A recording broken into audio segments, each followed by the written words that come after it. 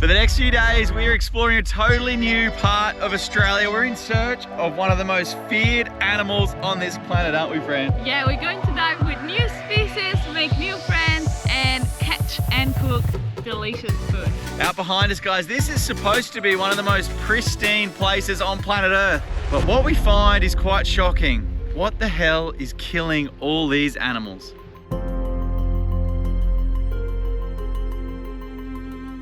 Good morning, guys, and welcome back to a new episode. This is gonna be a bit of a different and special one. We are in a total different area and... What are we doing down here?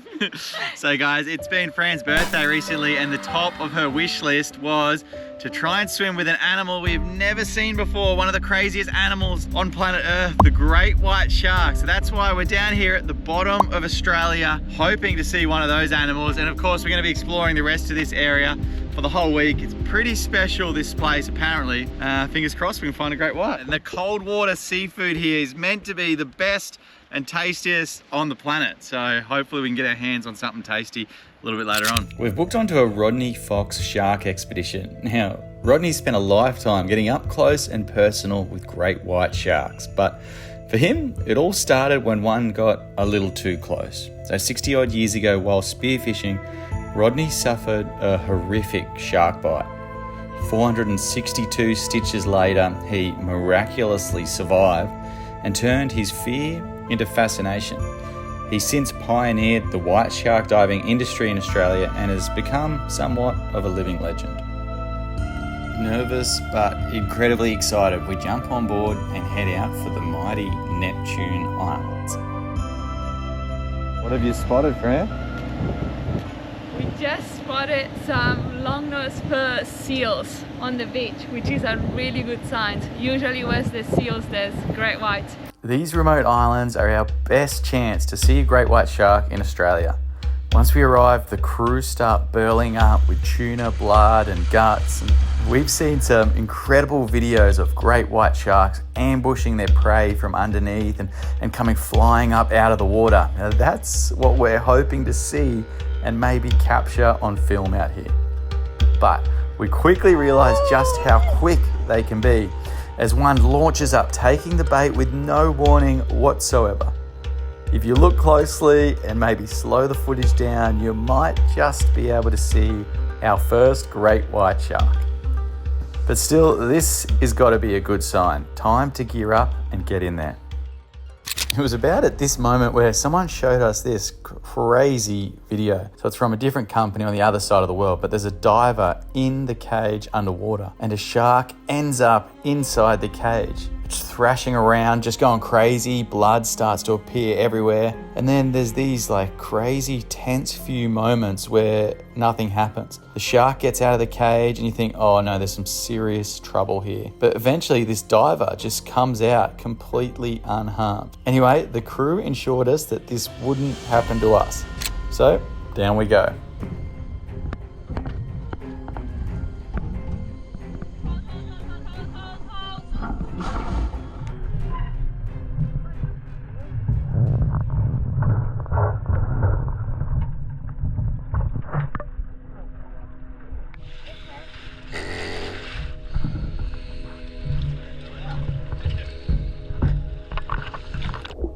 It feels a bit like a Jurassic Park experience as the cage is lowered down into the depths. There's creaking and banging and all sorts of sort of weird, spooky noises as we begin to descend. The schooling fish surround the cage and they seem to know what is about to come. It's quite eerie as we're lowered down deeper. The water turns a darker shade of green and the seafloor eventually emerges. We're down about 20 meters below the surface. And from what we've seen online, this seems like a perfect place for a great white shark to be lurking in the shadows of the bottom before accelerating upwards and ambushing its prey from underneath. We start to burly up inside the cage with tuna blood and guts and fish gills. And to be honest, my heart is absolutely racing right now. It feels like at any moment one is going to appear from the depths.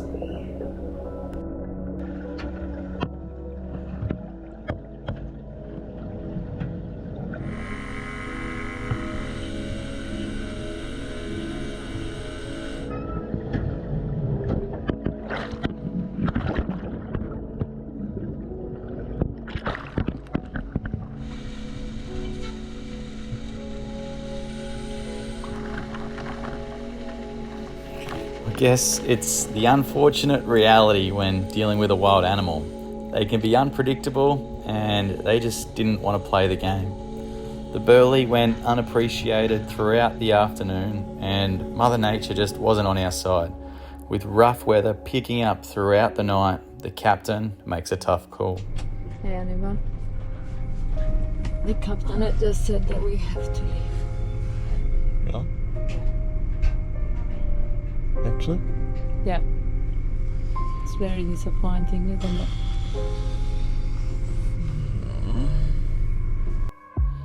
Having left the Shark Islands and moved to a safer anchorage, the next morning we're able to jump in with a slightly friendlier animal.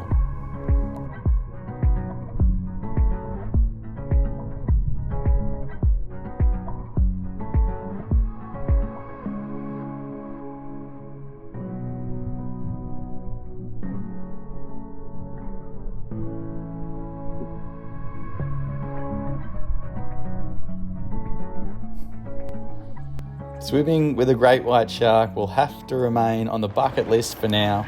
Next stop, Kangaroo Island. What a view. It's pretty calm out there as well, Fran, at the moment. It's glassy.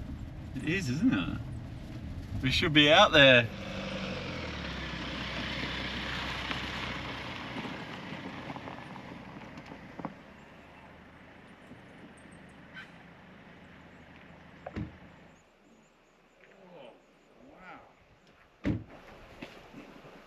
Wow. It's not going in. Wrong door.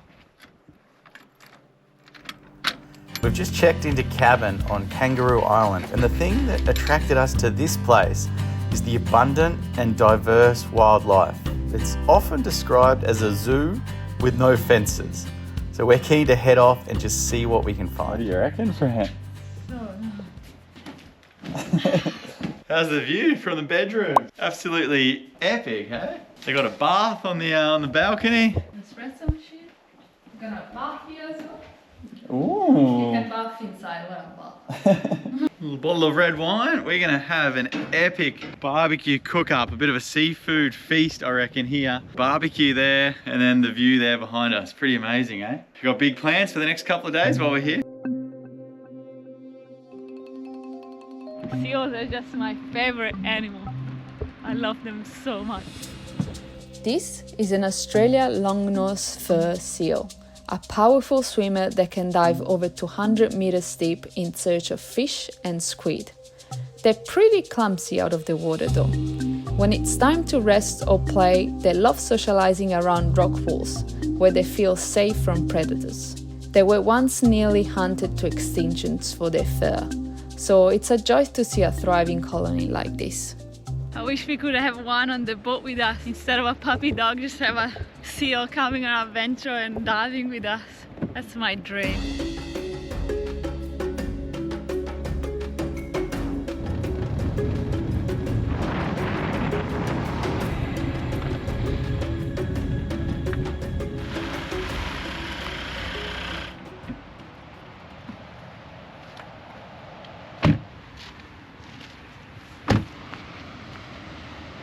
The weather is taking a turn for the worse. But we're gonna go to this beach and see if we can find a different species of the sea lion. It's by far my favorite species because it's so playful. Let's see if we can get some footage. You're cold. You're not wearing your socks.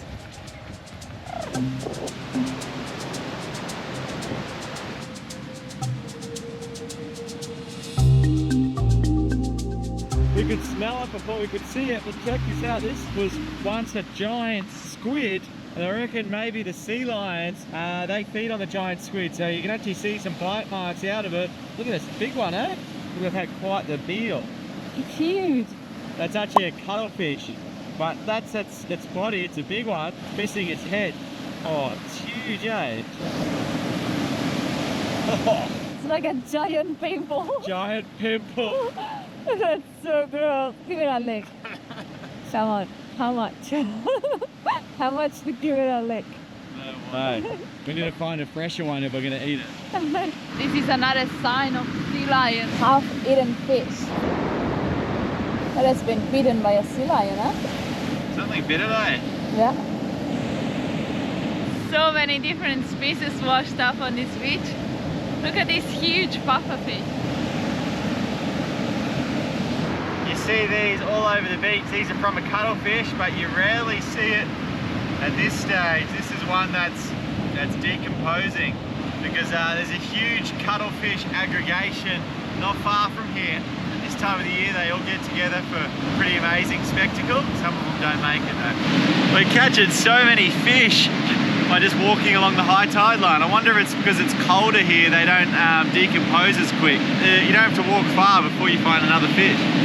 There's an humpback skeletons behind the dune. It looks like a juvenile. Wonder why it died. Look.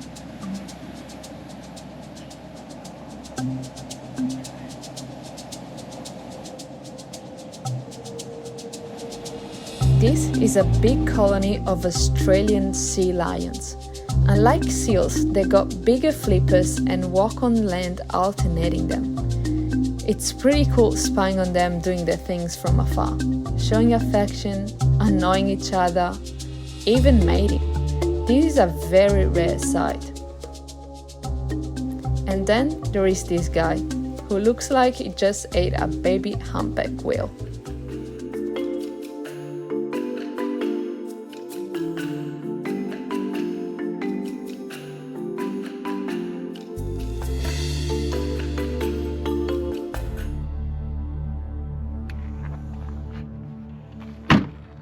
How far is it? 7k return. 7 Ks. Got my hiking boots on. We're on a koala spotting competition. Who do you think is gonna win? Bets are open.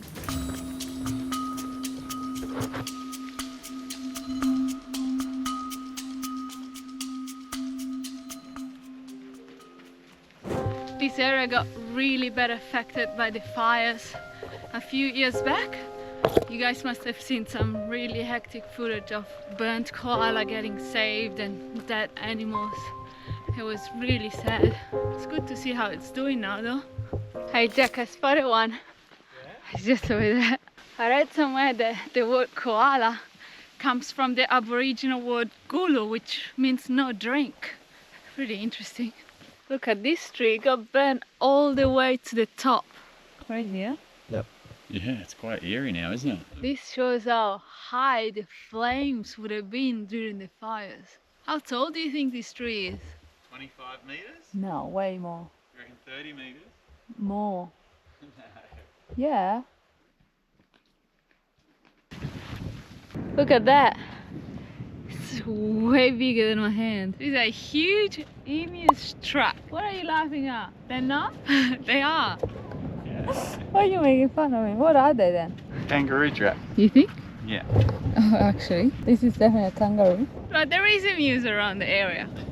And they even used to have dwarf emus here. They went extinct a few years back. Wait, how cool is this cave up here? Check that out.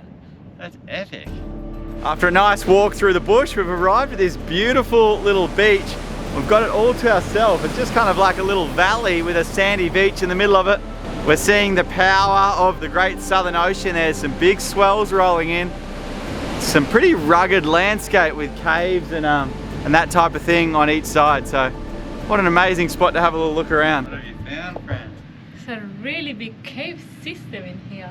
Ooh, it opens up, eh? Yeah. But we don't have a torch.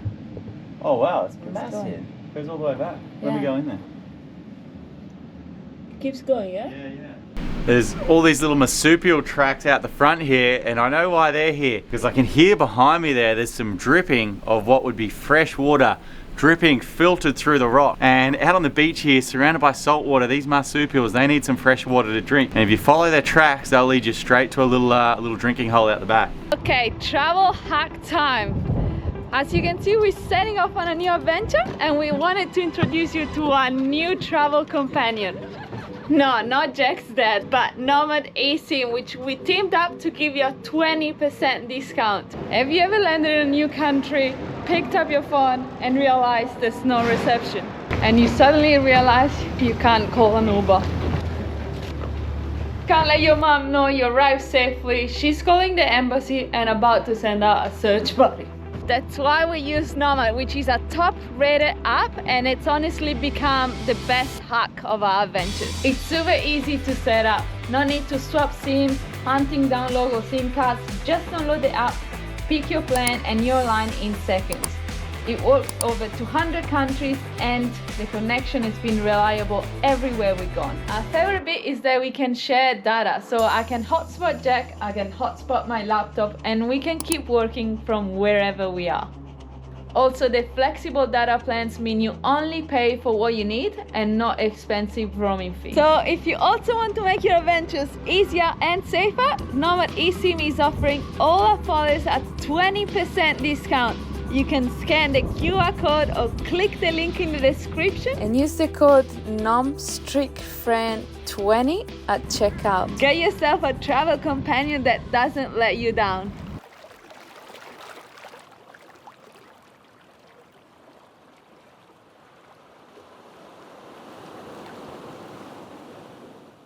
There's a seal hanging up there and one sunbaking over there.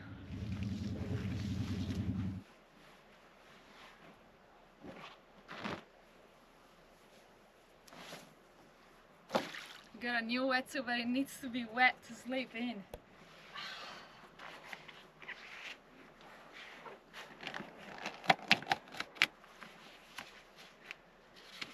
The sunbaking seal looks like a bird.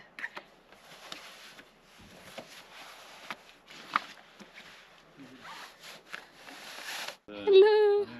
That's so cool. Hey man, I'm coming in a second. Wait for me. How cool is this? Must be trying to keep warm or something with their fins out. Yeah. We're going to gear up and jump in here and have a bit of a snorkel.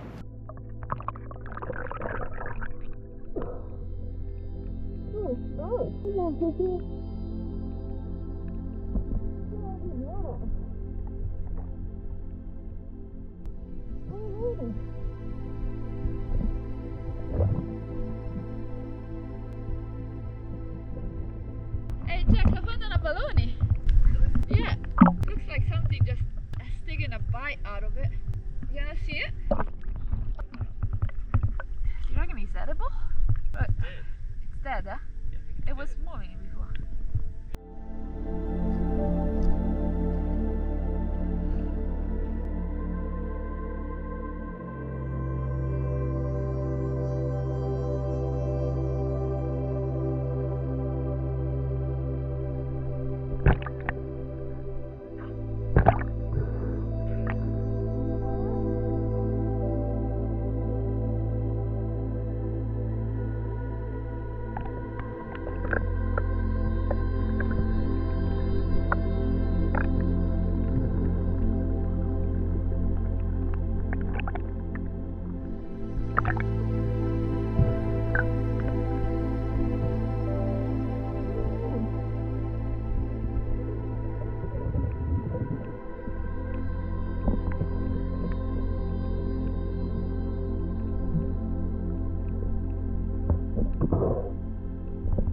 Why do you think there's so many dead abalones?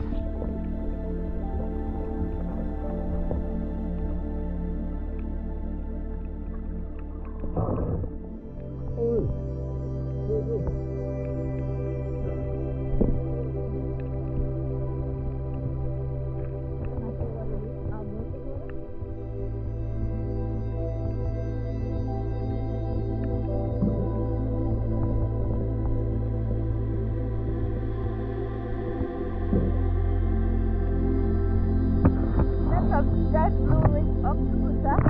No way. That's This crazy. is one of the most poisonous animals in the world. This is a blue ring octopus. And it's dead. And we're also seeing like abalone and all sorts of things that are dead in this bay. I wonder if it's why the sea lions are acting a bit weird, like upside down and stuff. Nah, it's just Maybe not. something. But this is incredible. This is a blue ring octopus.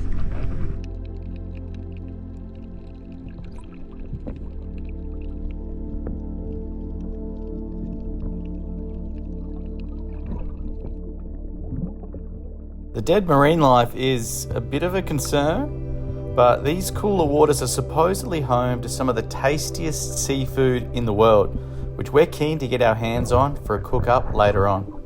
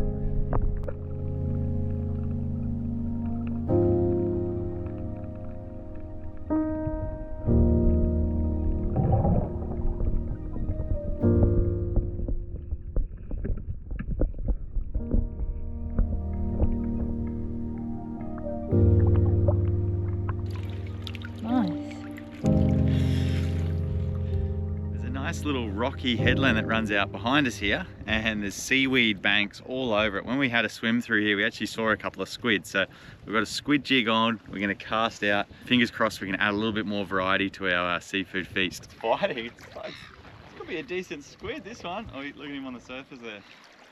Coming in. We've got a squid. We just wanted something a little bit more variety for our seafood cook-up. And we've got a nice squid coming in. Ooh. Oh, that is squid bit nice. Pulling him away from me. That's a nice little eating size squid for us.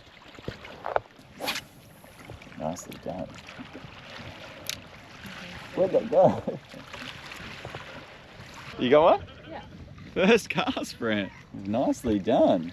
I think it's a tiny one though. The little one, is it? It's a cute little one. Oh, be careful where you're aiming that thing. Oh. No, don't! This is the only pets I've got. Oh, no.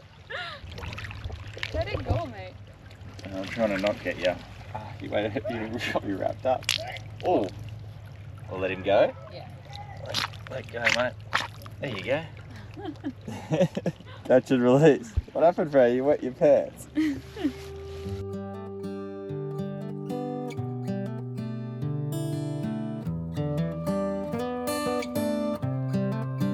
I'm gonna use my favorite feature of cabin to warm up, and then we'll get going with the cook up.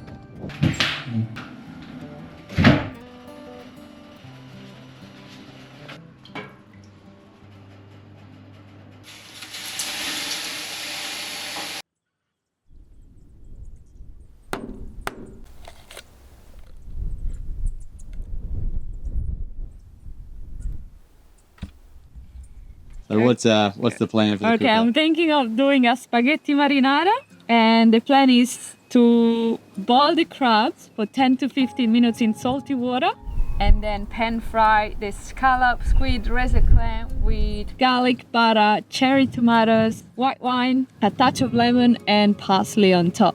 Let's see how we go.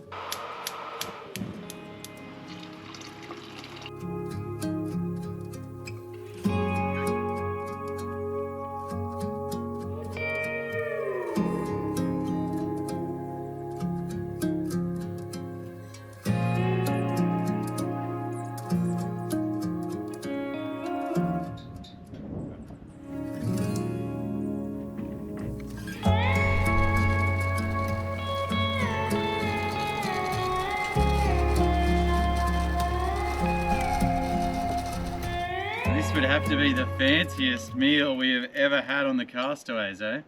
Fanciest meal, fanciest accommodation. Yeah. Nice. I'm super excited to try this, guys. It's going to be some seafood we haven't tried before, all mixed in one. So I've grown to have a bit of confidence in Fran's cooking. I reckon it's going to be pretty good. Oh, there's a pretty good mixture of seafood sort of jumping out at us. There's that crab, there's the squid, there's the scallops, and what else? There's a razor clam in there. That is really good. Oh well, guys, we'll let you know if we get sick after this or not. Fingers crossed. They taste delicious.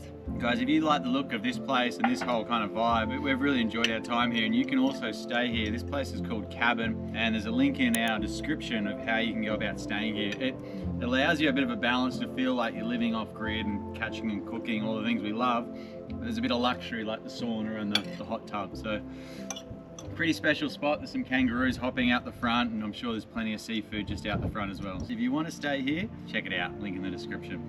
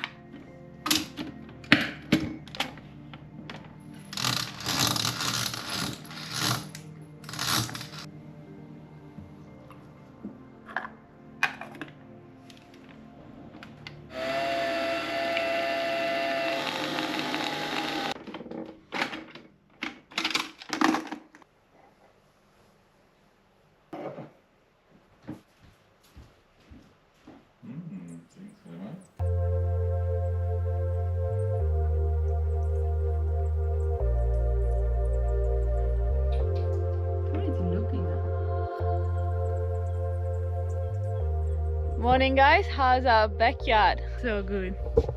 Glassy. We're gonna head down for a fish, see if we can catch anything. We're keeping an eye on the news for the fish poisoning, and at the moment they still reckon if it's alive you eat it. Faroe Island locals are crying out for answers as hundreds of fish and sea creatures continue to wash up dead on their beaches. This is so hectic. I think Jack just found a species of shark that we've never seen before.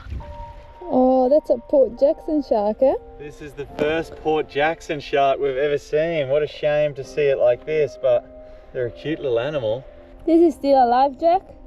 There's so many pippies. This is crazy. Something quite serious has happened here and poisoned this entire bay. Everywhere you look, there's thousands of pipi or cockle shells which once were alive underneath the sand. Once they've died, they've come to the surface. Something has poisoned them. And then all the way up the food chain to the bigger rays like this and the sharks and fish, there's just thousands of dead fish and eels. Everything in this bay seems to have been poisoned. We're not sure what has caused it, but it's been pretty catastrophic, to be honest. This is just so sad. It's one of the first ones of these guys we've ever seen as well. What a shame to see him like this. Check this out, a baby little mantis shrimp. It's a tiger mantis shrimp, the one that we always try to catch. He never got the chance to get bigger, but it seems everything in the sand here has been poisoned, from the mantis shrimp to the pipi shells, the worms, and then all the fish and rays that eat them, and now unfortunately the birds are eating these pipis. So I think this is going to go all the way up the food chain. It's catastrophic. It is.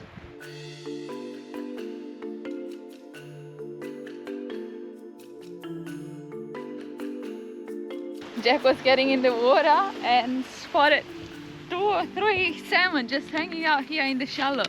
This is a species we've never seen or never caught before, and one almost looked like he was injured. That might be why he's in so shallow, but I wonder if he's hungry. You want to have a go? Yeah.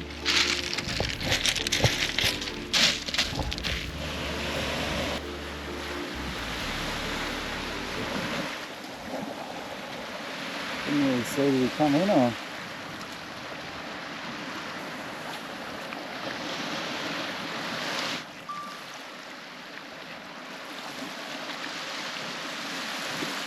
So hard in the wind.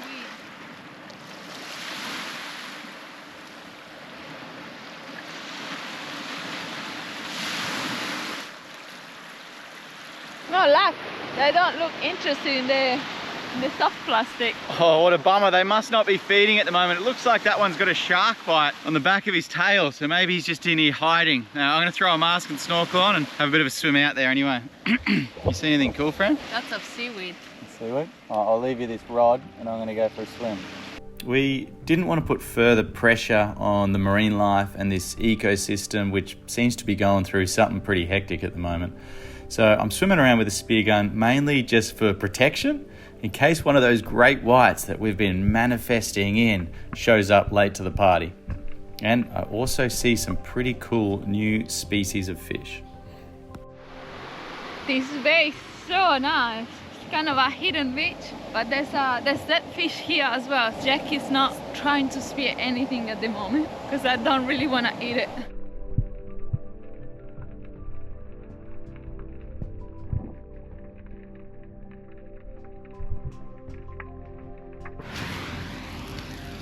What I just found. I'm pretty sure this is a Port Jackson shark egg. Pretty cool, eh? Just when I'm about to get out of the water, I spot one of the injured salmon we'd seen earlier. It looks like he's got a shark bite out of the back end of his body. I feel like I've got to put this bloke out of his misery, and it's our chance to eat a new species.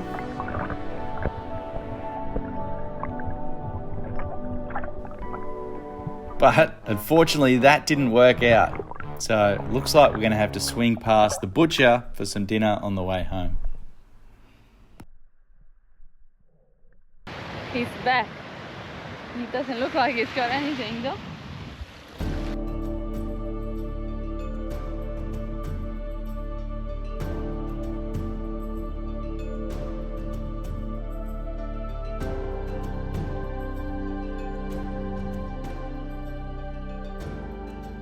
If you'd also like to come and spend the night here, guys, don't forget to check out the link in our description. This is cabin on Kangaroo Island, pretty special part of the world.